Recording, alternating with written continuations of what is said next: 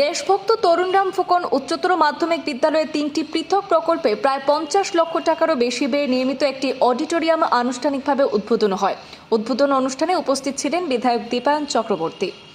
এই উপলক্ষে অডিটোরিয়ামকে কেন্দ্র করে এক আলোচনা সভার আয়োজন করা হয়। সভায় বক্তব্য রাখতে গিয়ে বিধায়ক দীপায়ন চক্রবর্তী রাজ্যের শিক্ষা পরিকাঠামো উন্নয়নের বিষয়টি তুলে ধরেন। তিনি বলেন, বর্তমান সময়ে শিক্ষা প্রতিষ্ঠানগুলির পরিকাঠামোগত উন্নয়নের দিকে বিশেষ গুরুত্ব দেওয়া হচ্ছে, যার ফলে শিক্ষা ব্যবস্থায় ইতিবাচক পরিবর্তন লক্ষ্য করা যাচ্ছে।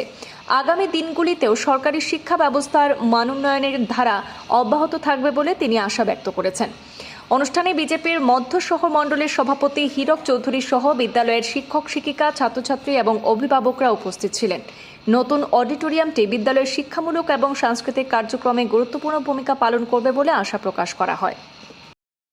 প্রথম দিনে একটা নতুন অডিটোরিয়াম আমরা দেশভক্ত তরুণরাম ফুকনে আমরা উপহার দিতে সক্ষম হয়েছি, যার জন্য মাননীয় মুখ্যমন্ত্রী ডক্টর হিমন্ত বিশ্ব শর্মা মহোদয়, আমাদের শিক্ষামন্ত্রী রনোজ পেগু মহাশয়কে আমি আমার আন্তরিক শ্রদ্ধা ভালোবাসা জ্ঞাপন করছি। কারণ আনটাইড ফান্ড থেকে আমি যখনই এই স্কুলের জন্য কোনো প্রপোজাল দিয়েছি, তখনই মাননীয় মুখ্যমন্ত্রী ডক্টর হিমন্ত বিশ্ব শর্মা মহোদয়, আমাদের শিক্ষামন্ত্রী রনোজ পেগু মহোদয় আমাকে সম্পূর্ণ সহযোগিতা করেছেন, যার জন্য আপনারা শুনলে খুশি হবেন অনেকটা কাজ আজকে এই স্কুলে আমরা করতে সক্ষম হয়েছি।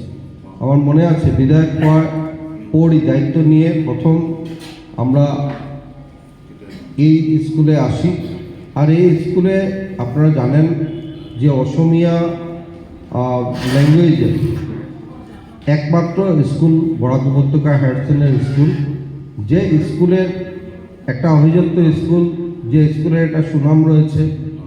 আর এই স্কুল থেকে কিন্তু অনেকেই প্রতিষ্ঠিত হয়েছে, আমরা অনেকে জানি না। জীবনে অনেক বড় বড় পোস্টে ওনারা চাকরি করেছেন, জীবনে প্রতিষ্ঠিত হয়েছেন, আসাম রাজ্যের বিভিন্ন জায়গায় আজকে ছড়িয়ে আছেন। এখানে আমাদের কুসুম শুকুল মহোদয়া রয়েছেন, যিনি এই স্কুলের শিক্ষিকা ছিলেন, এখন বর্তমানে এসএমডিসির ভাইস প্রেসিডেন্ট হিসেবে কাজ করছেন। কুসুম শুকুল মহোদয়ার একটা বিশেষ গুণ, উনি নিজেকে বিভিন্ন প্রতিষ্ঠানে জড়িয়ে রেখেছেন, বিভিন্ন সামাজিক কাজকর্মে উনি লিপ্ত রয়েছেন। আর আমরা লক্ষ্য রাখি যে এই স্কুল থেকে আমি জানতে পারি, যখন 100 বছর পূর্তি উপলক্ষে যে অনুষ্ঠান হয়েছিল, সেই অনুষ্ঠানে মাননীয় মুখ্যমন্ত্রী এসেছিলেন।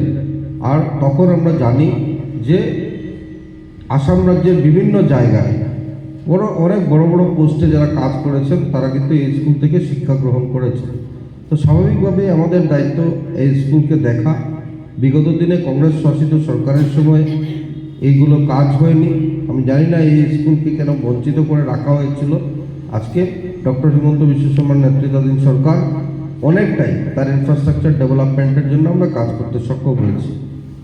প্রথম একটা র্যাম্পের কাজ দিয়ে শুরু হয়েছিল, আমার মনে আছে যে এই 10 ইয়ারে, আমার 10 ইয়ারে একটা র্যাম্পের কাজ দিয়ে শুরু করেছিলাম। তার পরবর্তীকালে আরও বিভিন্ন কাজ হয়েছে। ম্যাট্রিক পরীক্ষার আগে আমার মনে আছে যে আমাকে বলা হয়েছিল ডেস্ক বেঞ্চের শর্টেজ রয়েছে, সেখানে 50 পেয়ার সম্ভবত 25 পেয়ার্স 25 পেয়ার আমি ডেস্ক বেঞ্চ সেখানে দিয়েছিলাম। তারপর একটি ক্লাসরুম তৈরির জন্য ক্লাসরুম এক্সটেনশন হয়েছে, আপনারা জানেন। সেখানে 2টা ক্লাসরুম 15 লক্ষ টাকা ব্যয় সেটা হয়েছে। আর তারপর আজকে এই 25 লক্ষ টাকা ব্যয়ে আমাদের এই অডিটোরিয়াম হয়েছে। 25 লক্ষ টাকা আনটাইড ফান্ড থেকে যখন অডিটোরিয়ামটা হয়, তখন যিনি কাজ করেছেন আমাকে অনুরোধ করেন যে এই যে আমাদের ফ্লোরটা রয়েছে, এই ফ্লোরটা কিন্তু 25 লক্ষ টাকার মধ্যে সেটা টাইলস লাগানো সম্ভব না, বা এস্টিমেটে সেটা ছিল না। তাই উনি বললেন, এত সুন্দর একটা আমরা কাজ করছি, যদি টাইলস না লাগাই তাহলে ভালো লাগবে না দেখতে। সাথে সাথে আমি আরও 2.5 লক্ষ টাকা এমএলএ এলইডি ফান্ড থেকে আরও 2.5 লক্ষ টাকা বরাদ্দ করি, আর সেটা ব্যবহার করে আজকের দিনে এত সুন্দর একটা অডিটোরিয়াম দাঁড়িয়েছে। সত্যিকার অর্থে শিক্ষার মানকে এগিয়ে নিয়ে যাওয়ার জন্য মাননীয় মুখ্যমন্ত্রীর যে প্রচেষ্টা, এটা একটা অসাধারণ প্রচেষ্টা। আর আমরা বিধায়করা যারা আছি, আমাদের প্রথম থেকে উদ্দেশ্য একটাই যে